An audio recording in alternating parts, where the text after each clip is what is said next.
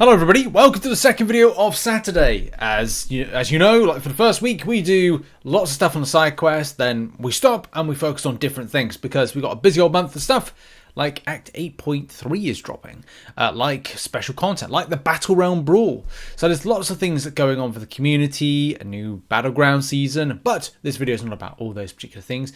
It's about some top 5 tips for the month. Tip number 1 is all about making your summon symbiote stronger. And you might be saying, well Rich, you already got one, you know, that's kind of like rank 5. That's all well and good, but of course for a lot of people you need to make it as strong as possible. There's many different ways to approach how you look to make your summon symbiote stronger. The first thing is, and you might have done this already, but going into Knulls Void. Going into Knulls Void is going to be about what you want to do, where you want to go. And what you want to do, maybe just simply going down one path, going right to the very end, like here, picking up a little bit of the catalyst, the special catalyst, and going, okay, great. Well, I'm done now. I'm going to rank up the champion and then go back in again. Some may opt for a different route. I would say it may be advisable to do this in stages. And there's a really good guide. Now, we've already posted a guide, which I put a link to in the description in the spreadsheet.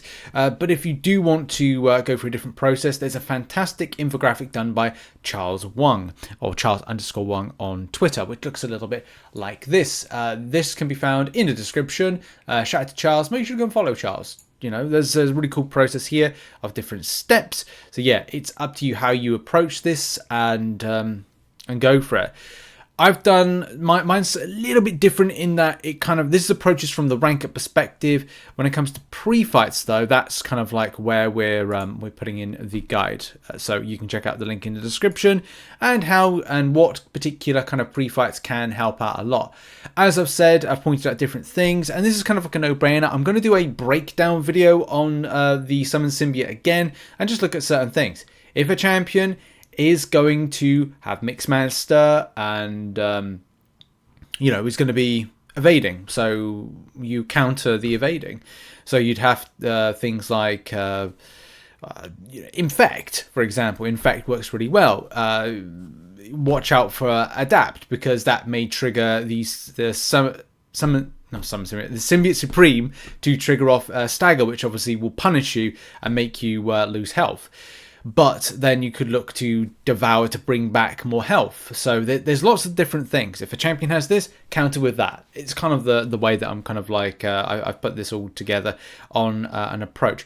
Not all the champions in the side quest have those particular like elements to them. And look, you know, it's going to be down to you when you get to the latter paths, how you make your champion stronger to deal with certain circumstances and situations. Next up, and Sugar Crash approach. So Sugar Crash guide, link in the description to the spreadsheet. The spreadsheet has and I'm hoping to do this each and every week, where we do it's like a breakdown of each individual quest, which I really like. I thought this actually looked pretty cool. But obviously, to point out, this here quest has been updated. I think this is to deal with the floating candy incident.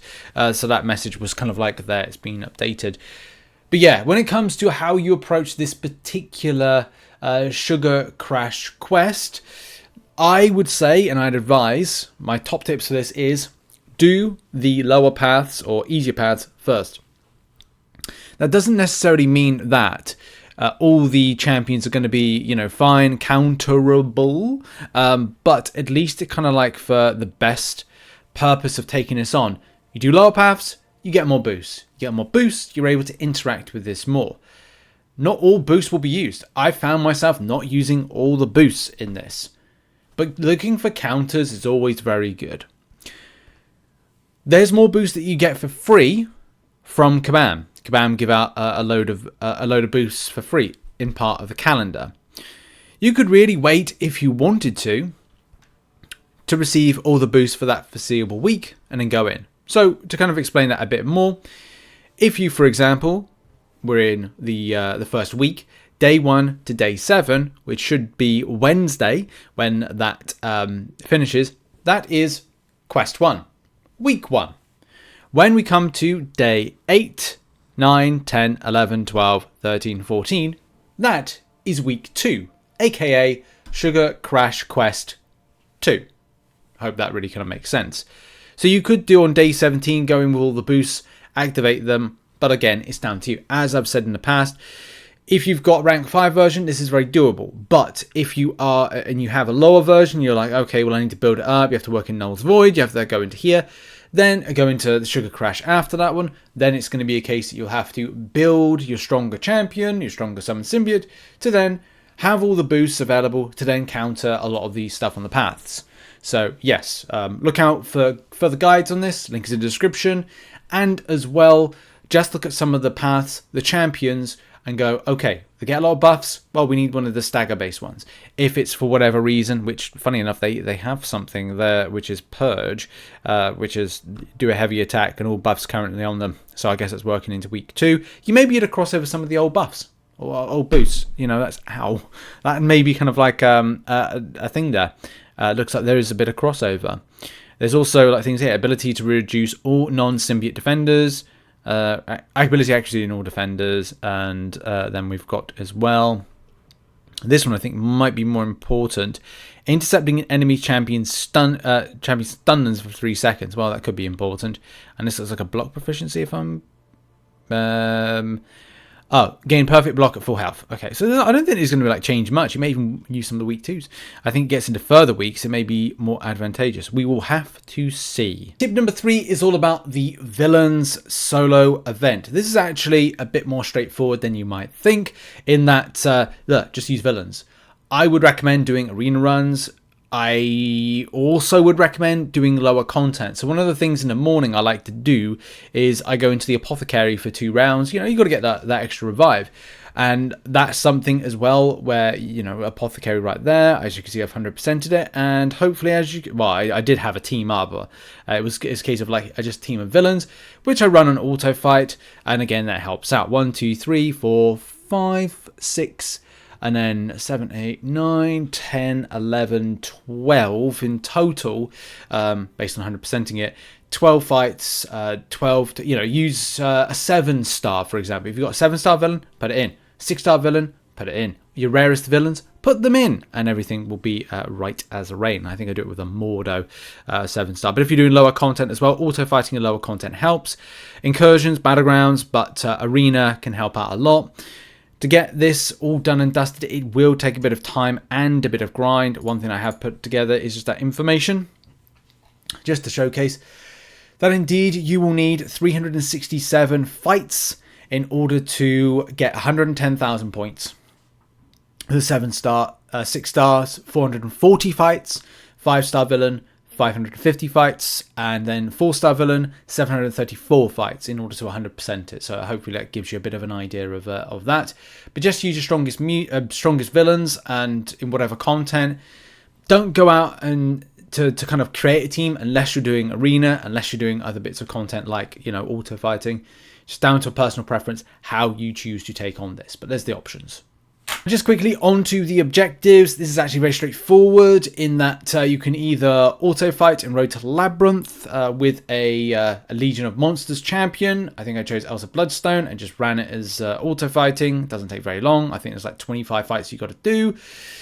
Or you could just go and, well, go and battle a Ghost Rider in a 3 energy option in 1.1.6, yeah. And then, yeah, do the event quest. But I would say this is a very easy objective. If we get any other objectives, and of course it's important to go over, there is another one which is a Loki one, which is the TVA task.